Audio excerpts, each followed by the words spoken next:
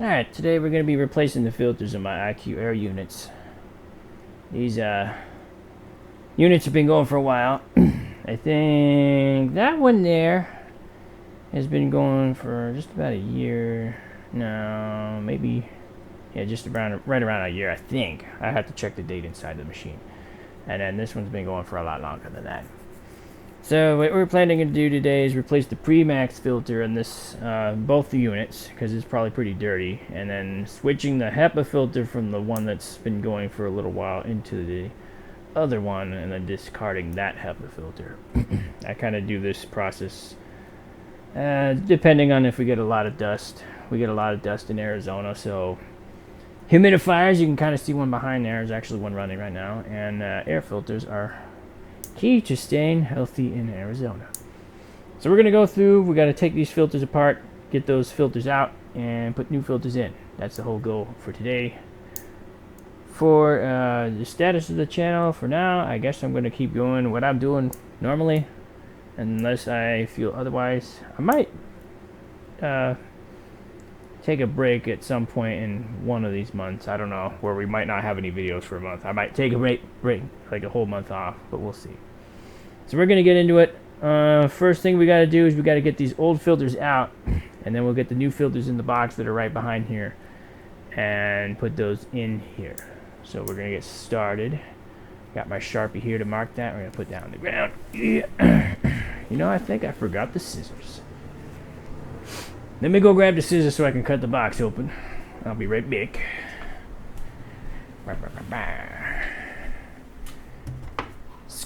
Scissor. Let's double check everything's recording here, hopefully. Looks like it is. Alright. We got the scissors. I'm going to put those on the ground. We have our units. Try to wheel it a little closer so you guys can see what's going on. Just make sure that we're all in the frame here. So these units, they have these plastic parts here on the top which actually pull away that allow you to take the segments off. That's how you kind of work with these. So first thing, you're going to pop this side off over here. Pop that side off. Now that both sides are unlocked, you can then grab this and open it up.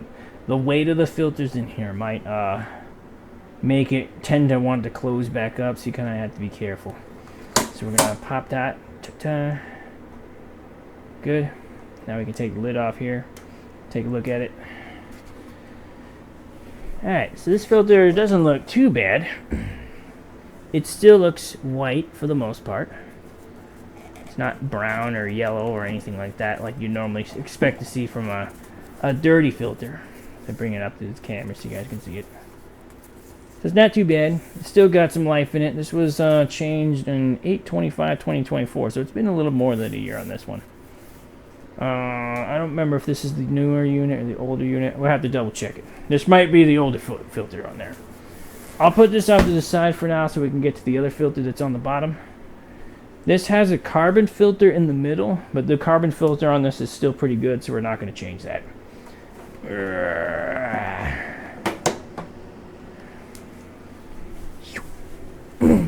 This filter here is a little bit more difficult to get to. You kind of have to make sure that the sides are open, and then you have to pick up this segment here and pull it towards us.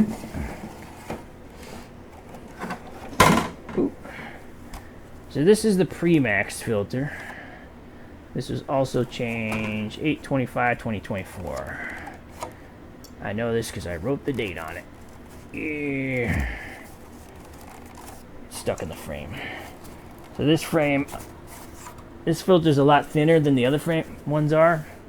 It actually has these little plastic clips that hold it down into the frame here. This filter looks pretty dirty. So we're going to end up switching this one out. Looking at it, it's still kind of white, but it's definitely darker on this side. Like it's pretty done. So we got to put that one over here. We're going to get the new filters out. First, we're just going to check over the machine, make sure there's nothing else wrong with it and anything else weird that's going on with it. The carbon filters look like they're fine. So we'll move on to the next part, which is to go get a filter out of the box. Let me grab it. Yeah.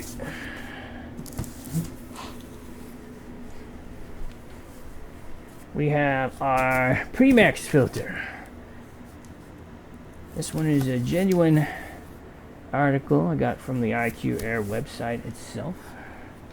There's all sorts of other filters that you could probably get, but these typically have the best kind of filters like available for it. One of their advertising things that you see about this machine is like the owner of the company. He like goes into like a glass box and he pops a smoke grenade, or maybe it was a tear gas grenade, inside of a small like clear chamber, and has just the unit running, and he's able to actually breathe in there in like 30 seconds as it's able to clear out all of the smoke. So here's our brand new filter. It's got this plastic on it. For some reason, when you buy these filters, I bought a 3-pack from them, so I got several of them.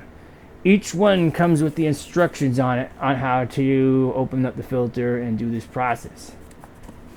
We can definitely see there's some definite color differences to this one to the other one. Like that top one there is pretty dark, so we gotta change that out. Okay, so we got our unit and our filter. Just looking it over there, make sure everything is good, not damaged or anything like that. Get our scissors and give it a pap. I'm gonna try not to break it. The only downside of these filters is they got a lot of styrofoam in it. There were some third-party filters that I was using for a while that were a lot better quality than the actual filters were.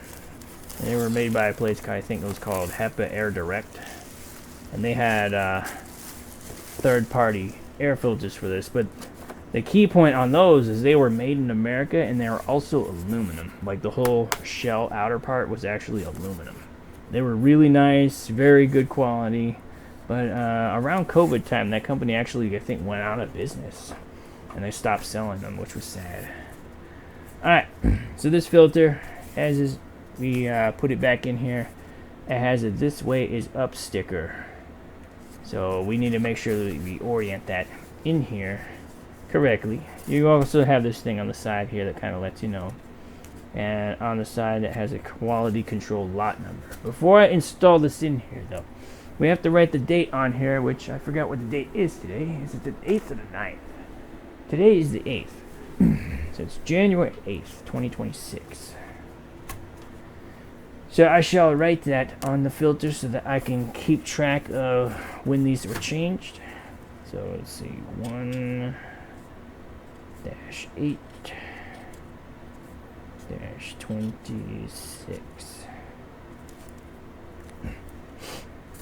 There we go. We got it in there. You drop that in there on the frame. The styrofoam, the reason why I think they go with styrofoam, because it's able to seal on the plastic frame itself without having a gasket. That's one of the things that the aftermarket one had to have. It had its own rubber seal to be able to make sure that air doesn't escape through the sides of the panels here. So now we have to look at these. Each one of them has the word "top" on it. I don't know if you guys can see it from there, but that allows us to know that we can put it in the right direction there. Oops, my knee pushed the filter through the thing and it popped off. So what these do is they hold the filter down. So when you put the unit down on it, the unit actually sits on these clips here to hold the filter down, to make sure that the seal on the bottom here is intact, so that you don't have any problems with air leaking out or getting around the filter, which can cause problems inside the machine if dust and dirt and stuff gets inside of it.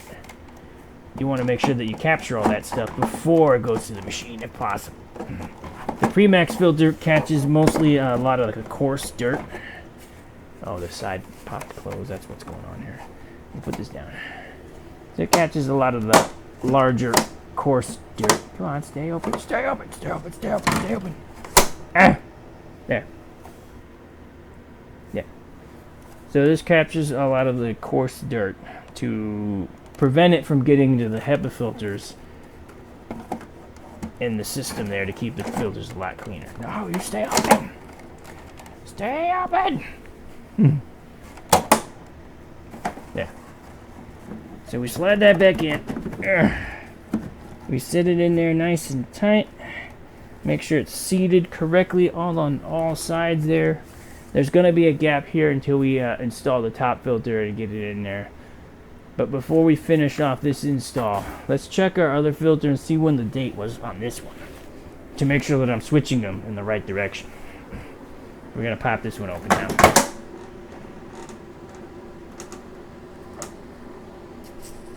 This one looks a lot dirtier than the other one, so I think of this. The thing fell over on my foot. Stay there. I'm going to pull this one up to see what the date on this one is. Did I not write the date on this one? How did I make? Oh, there it is. 1/11/2023. So this one's been in there a while. 2023. So the other one was 2024. This one definitely looks dirty. It looks a lot dirtier than this. Wow, that's a completely different color comparatively. So I think that this one's still got some life in it. This one's definitely a dead filter now because it's definitely pretty dirty. So put that one off to the side so we can go recycle it soon. We're going to drop this one, what came out of this unit, so it's going into this unit. So we got to put that down there. We also have to change the pre-max filter on this one as well, so we're going to turn it sideways here so we can get access to that. While we have this one over here open row, we're going to finish it off by getting the Hyper HEPA out.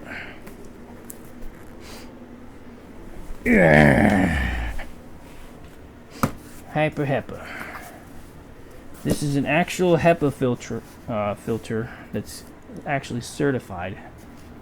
Many of the knockoff brand ones, or the third-party ones that you can buy on Amazon for like 20 bucks, they are not certified. So if you're actually wanting to really filter your air, you probably want to get either a real one or really vet the company that you're getting your second or third-party ones from. Not second party. I used to get them from that, of course, that HEPA Air Direct that I was talking about earlier, but ever since they've gone out of business, I haven't found any remanufactured ones that meet my quality standards for making sure that I have good quality air. Alright, so this is Hyper HEPA. These stupid filters are expensive. Like, really expensive. But you can definitely feel that there's some quality there. This one also has an instruction manual on it and this little warning thing saying make sure you don't give this bag to babies because they're gonna die on it. We don't want that. We got my Sharpie, we got a cutter. Have to make sure that I cut the plastic and not pierce the filter. There we go. Get that started.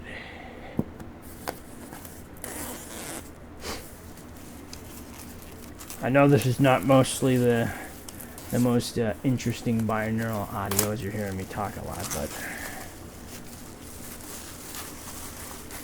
it's kind of my video for the week. It's just to do this. I don't think this, oh yeah, this has all the instructions. So a lot of things that people don't actually know is on the little sensor up here, that's actually just a timer for the filter. It just lets you know how many hours in operation the filter has been. So you might see reviews for this unit where people are like rating it down, or even on a lot of like the third-party filters where they just say it's terrible because my filter's light is still flashing even though I installed it. You actually have to go in there and reset the timer. So on this one, we're going to put our date on there, which is 1/8/2026.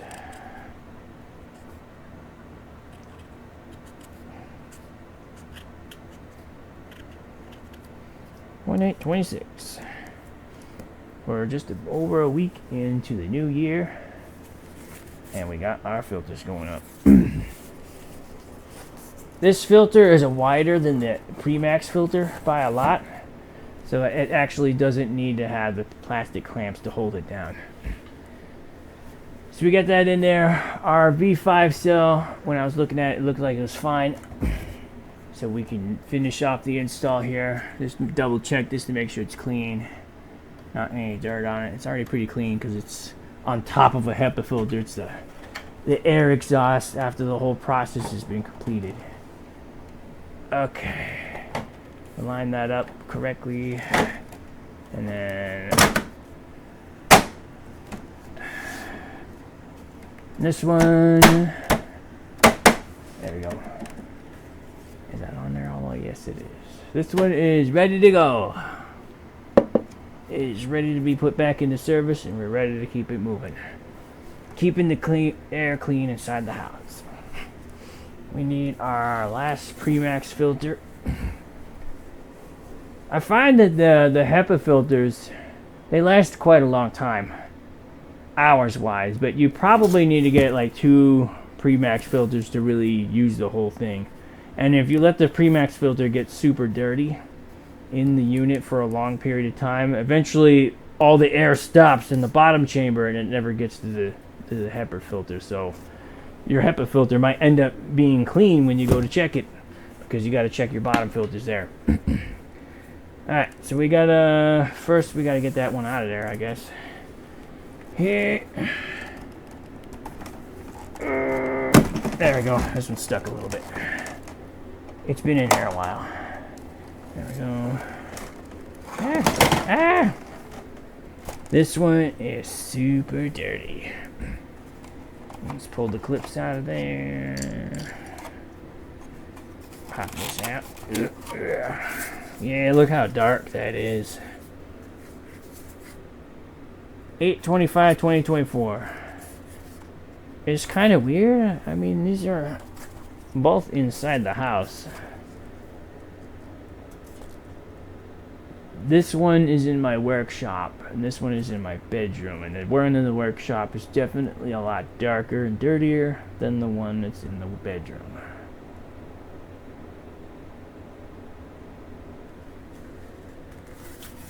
I guess you can kind of tell which rooms are dirtier than others by checking it if you have more than one filter.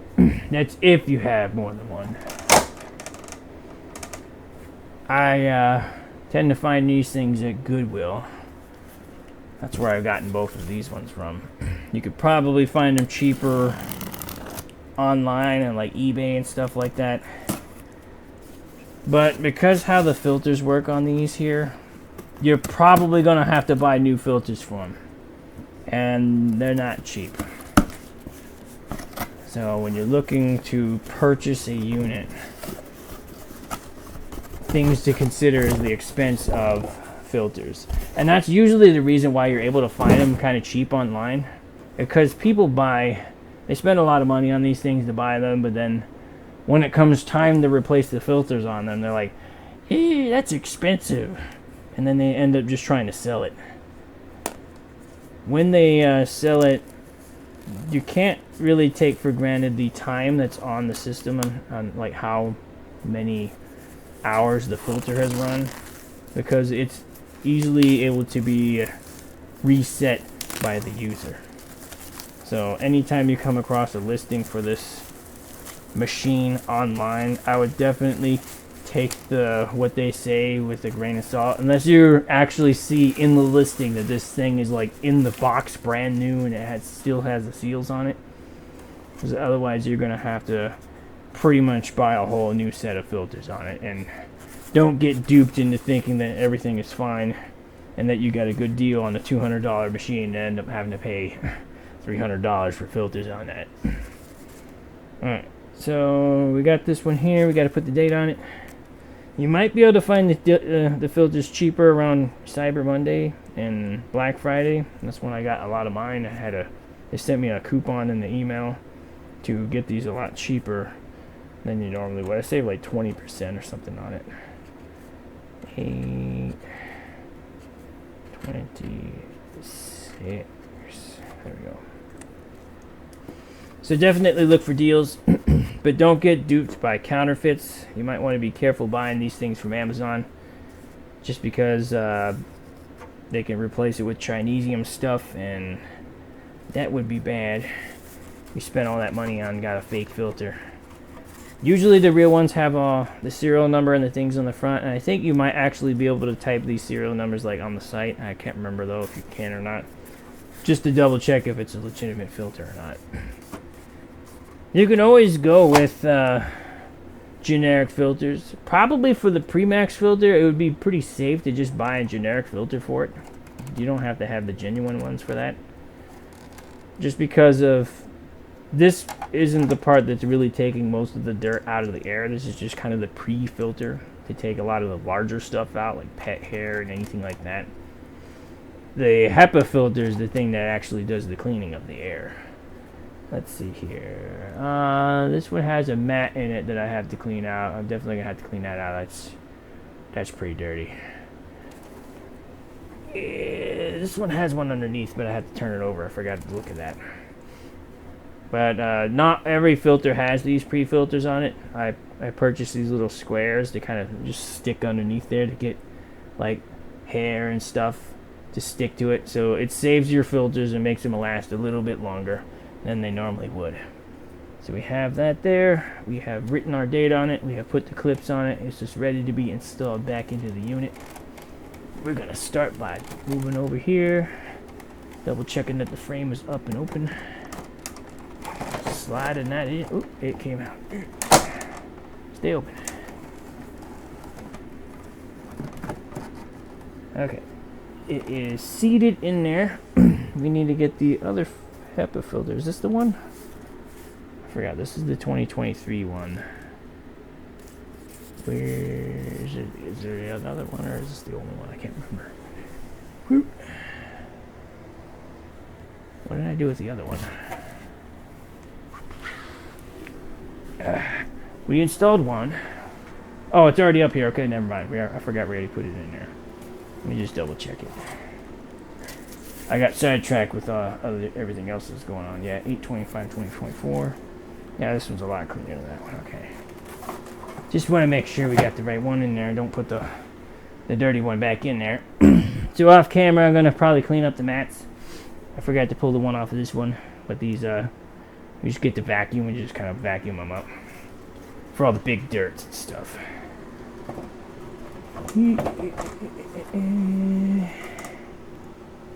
We got it. Clickety clack. All snapped up.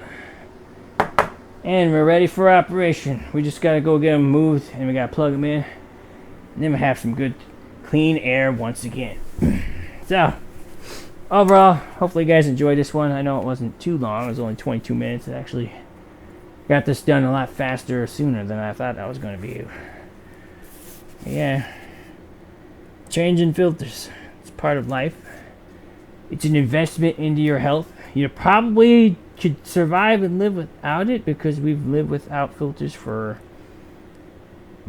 pretty much our entire human existence. This is just a recent thing that we've kind of developed and come up with, but with all the poisons and toxins that are outside and inside the house, you know, spraying chemicals and stuff like that, exhaust, it's always good to make an investment in your health to kind of get some clean air.